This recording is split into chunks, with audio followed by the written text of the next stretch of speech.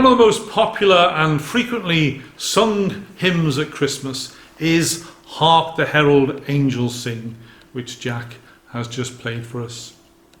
This hymn was written by the great Methodist hymn writer Charles Wesley in 1739 and published by his brother John.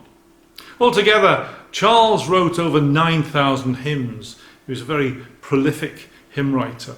And many of these are still famous and still sung today. But even though he wrote this hymn, this carol, its story is very complicated and depended on the input of a lot of different people over time. It's undergone a great deal of alteration over the centuries by many hands, many of these for theological reasons. Although for us, from our point of view, the first thing that needed changing was the first line.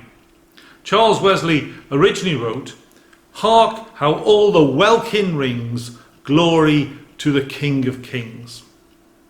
Now few of us today, I suspect, know what a welkin is. It's not a word we would sing today, and I suspect it wasn't a word that was sung that often in 1739, although it was probably a bit less obscure in those days. In the hymn it's meant to mean sky or heaven, something like that. Ian Bradley says that welkin was of Middle English origin. It means cloud or apparent arch or vault of heaven overhead, and so came to mean the sky or firmament. The phrase "make the welkin ring" came into general use to indicate the making of a great noise. Now, Charles Wesley's brother John didn't like people altering the words of his hymns, and he suggested that they should at least print the original text in the margin when they'd made changes. "That we may no longer be held responsible either for the nonsense or the doggerel of other men," he said.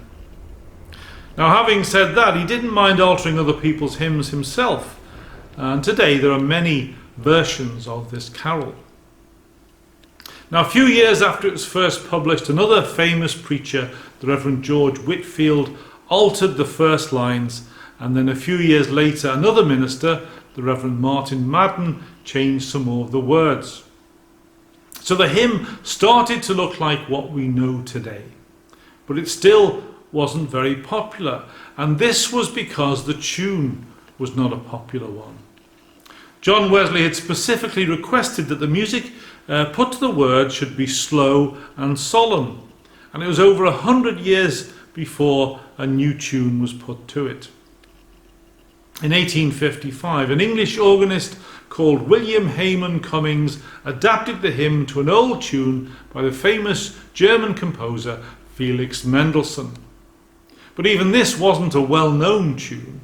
It had been written in 1840 for a choral work called the Festival Song. And the piece had actually been written to celebrate the 400th anniversary of the invention of the printing press by John Gutenberg. And most of that piece had been long forgotten, but the second chorus, "God is Light," has become famous all around the world as the tune for "Hark, the Herald Angels Sing." Now, the carol was published in this form in 1856 and went on to become one of the most popular carols all around the world. It has a very odd history because there were a number of contributors and it took such a long time to come to its final form.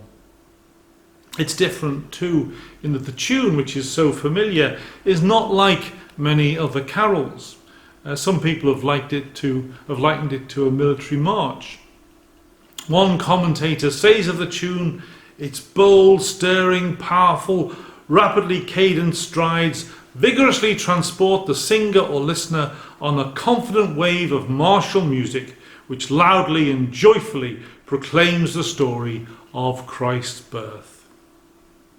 It's just one of the many carols we sing at Christmas. But it's only come down to us because so many people worked at it for over 100 years. It just goes to show how cooperation can make something good even better, even if sometimes it takes quite a long time. Hark, the herald angels sing.